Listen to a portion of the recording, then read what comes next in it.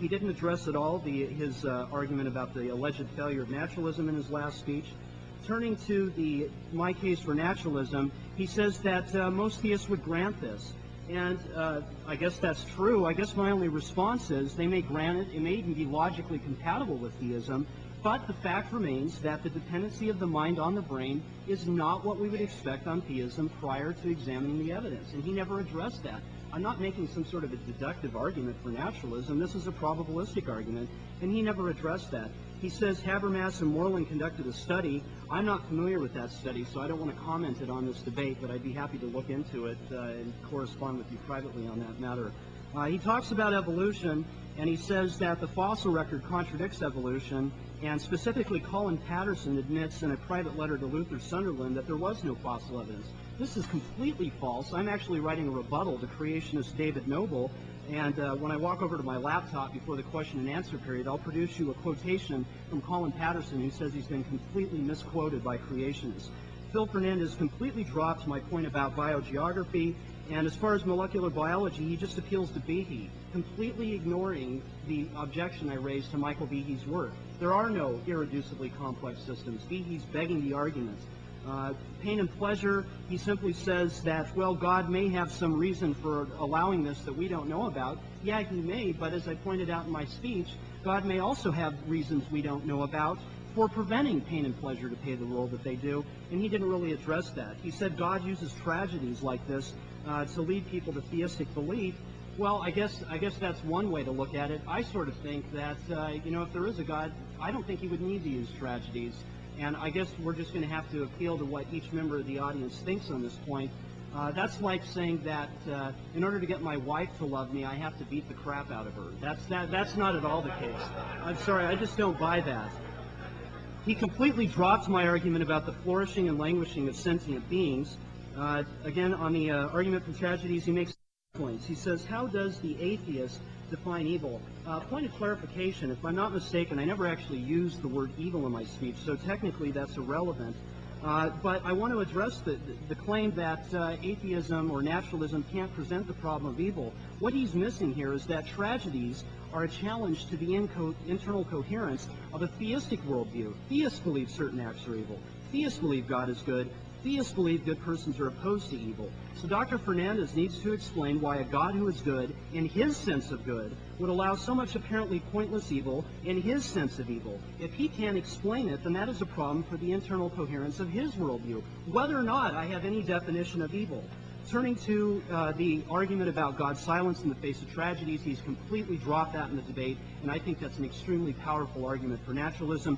Religious confusion does not assume that if they all agree, they must be wrong. What he's missing here is that if there is a God, he hasn't clearly revealed the religious path he wants theists to take, and that's not the same thing.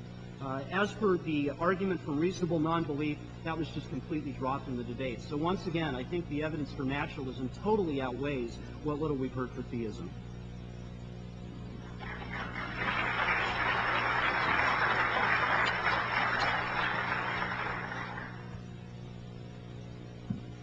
Okay, in the limited time that I have, I'd just like to address some of the concerns of and objections of Jeff. Again, with the religious confusion, I'll just add this to it. He assumes every human being is honestly seeking God or honestly open to God's existence. And according to theism, this is especially Christian theism, this is not the case. He alluded to Romans 1:18 to 22. I believe within each individual is a drive for human autonomy. We want to be our own kings. We want to sit on the throne. But there's also, God has placed within our heart a thirst for Him. And some of us favor the human autonomy. Some of us favor the thirst for God. The Scriptures teach, seek Him and you will find Him. So I basically believe God has given us clear evidence. I just believe that we are very good about lying to ourselves and only accepting or interpreting the evidence the way we would like to. Also, Jeff stated that naturalists don't believe the universe popped into existence out of nothing. Then he said the universe is just there. He said the universe doesn't come from anywhere. Well, to me, it sounds the same as saying the universe doesn't come from anywhere. It came from nowhere. And so it seems to me like we're just calling nothing by a different name. He talked about let's see, the continuing existence of the universe. Okay, my argument does not commit the fallacy of composition. My argument does not deal with emergent properties. Philosophers draw a distinction between emergent properties and additive properties. An emergent property would be that the whole of the elephant is more than the sum of its parts. Okay. My argument utilizes additive properties. If all the tiles on a floor are green, then the entire floor is green. If all the aspects of the universe, all the parts of the universe are dependent, then the whole universe is dependent. Now, the atheist can say, no, maybe there's a part of the universe that is independent. Okay, well, number one, that's not a scientific statement because we haven't found that part of the universe yet. And number two, then this independent part of the universe would be the ground of the dependent part of the universe. In other words, the more that we look at this independent part of the universe, the more it begins to look like what the theist calls God. So I think the argument, Aquinas' argument from the contingent existence of the universe is rather strong.